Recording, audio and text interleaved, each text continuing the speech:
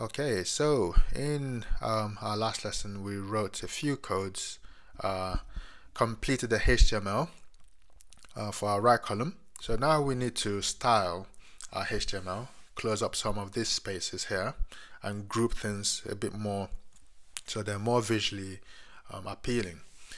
Okay, so I'm going to create a new style sheet for posts. So this style will only apply to our post page. So over here, we'll create a new link to our CSS and posts.css file. Now we can start writing some styles.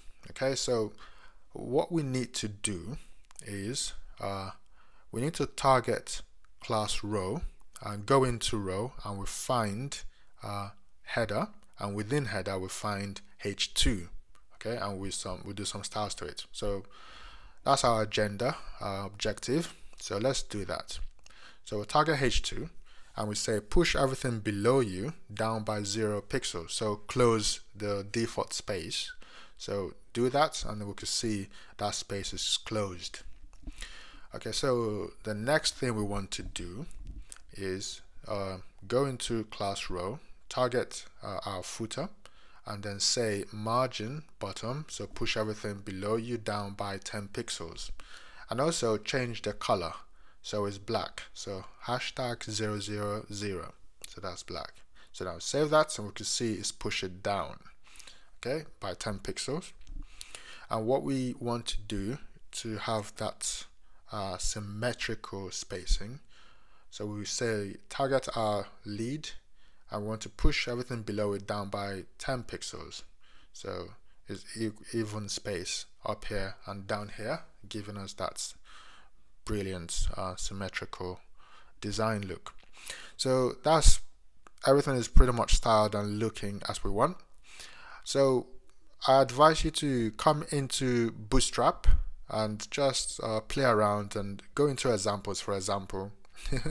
Go into examples, for example, and double click on Jumbotron, and you can inspect this if you're on Chrome, for example, by right clicking, going to inspect element, and down here you could see the HTML used to build this page. So for example, we could see that we have columns 6 and 6 here, which gives us a total of 12, a complete row, and below inside it we could see it has some h4 paragraphs and so on. So it's a very good way to learn from the professionals, so you can view their own HTML and learn from it. And if you go into your CSS tab on the right side, there are a few HTML elements. For example, if we go into form, we've seen how we could create our own forms and style them, or you could disable a form, and to do that you simply use this code here.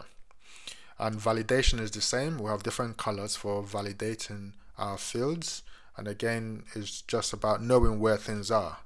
In components, we've looked at labels, so you can have a look at badges. So if you want to make a badge like this, you just simply copy this line of code, or if you want to have something like this, you copy this code here.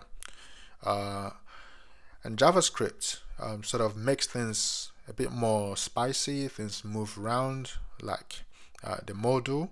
So if you come down here, you could launch a demo module, and you could see down here you just copy this code and that gives you that effect. So you could either have a small or a large one. So Bootstrap is about knowing where things are, knowing that things exist in the first place, so you don't end up spending too much time. You could choose drop downs and so on. So I encourage you to come over to Bootstrap and just go through the different links and see for yourself what we have there. So we're going to work on this page next, which is the article page, and then we proceed to About Us page and Archive page and so on. There's a couple of things we might need to do here. If we're going to posts, expand our navigation bar, I want to add a target for about.html, even though we haven't made that yet. So this will link to archive.html, and this will link to contact.html. And on the right side, and here too we have login.html.